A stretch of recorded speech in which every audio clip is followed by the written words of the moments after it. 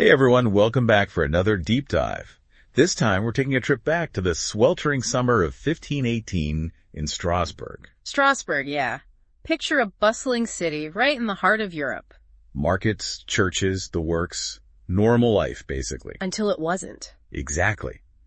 And that's what makes this deep dive so fascinating. We're talking about the dancing plague of 1518. Ah, yes. A real head-scratcher, this one. And kind of disturbing when you get down to it. It is. So we've got accounts from the city, medical records, even some personal diaries that hint at what went down. A mix of sources, then. That's good. Gives us a broader perspective. Right.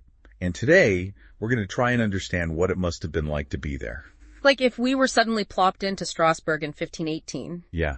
To see this bizarre event unfolding before our eyes. Well, let's start with the beginning then. July 1518. A woman, Frau Troffe, starts dancing in the street. But it wasn't like a happy jig, right? No. This was frantic, uncontrollable, like a frenzy. And she kept going. For days. Imagine that. Just dancing nonstop. Must have been terrifying. For her and for anyone who saw it. Absolutely. And then others started joining her. It was like this contagious frenzy. Within a week, there were 34 people dancing uncontrollable. By the end of the month, over 400. Imagine that. A city gripped by this dancing mania. It's hard to fathom the suffering, too. The exhaustion, the pain. Some even died from it, dancing themselves to death. And the doctors, they were baffled. They diagnosed it as overheated blood. Overheated blood. Yeah, it's tied to the whole four humors theory of medicine that was popular back then. Blood, phlegm, yellow bile, black bile. Right. They thought an imbalance was causing the dancing. So what do? Bleed them? Strangely, no. They prescribed more dancing. Wait, what? They thought more dancing would cure it. It sounds crazy, right? Oh. But they believed it would somehow balance the humors. So the city council went along with this. They did. They built a stage, hired musicians, even brought in healthy people to dance alongside the afflicted. To encourage them. I guess so. Like maybe they thought if everyone's doing it, it'll stop being a problem. That's wild. They even hired strong men to catch people when they collapsed from exhaustion and force them back into the dance. Oh, wow. It must have been utter chaos. Yeah. Markets and guild halls turned into these massive, bizarre dance floors. It's hard to wrap your head around it. Imagine the noise, the smell, the sheer desperation in the air. It's a grim picture. It is.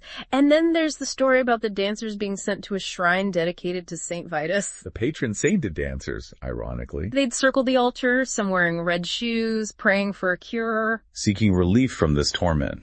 And remember, this wasn't an isolated event. There are records of similar dancing plagues happening throughout medieval Europe. So what was really going on? Was it mass hysteria?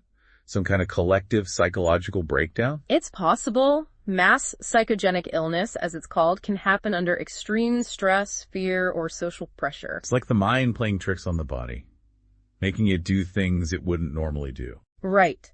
But there's also the theory of ergot poisoning. Ergot, the fungus that grows on rye. And can cause hallucinations and convulsions. Which, in a way, could explain the uncontrolled movements. And there are records of an ergot outbreak in the region around that time. So it could be that. But the truth is, we may never know for sure.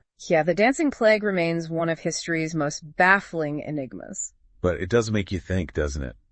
How would you react if you were suddenly thrust into that situation? The city, descends into this dancing madness. People all around you are losing control. Would you be afraid? Curious. Would you try to help? Or would you be swept up in the frenzy too? It's a chilling thought. And it reminds us that sometimes the line between reason and madness can be thinner than we think. Absolutely. Well, folks, that's our deep dive into the dancing plague of 1518. A truly strange and unsettling event. Thanks for joining us. We'll be back soon with another historical mystery.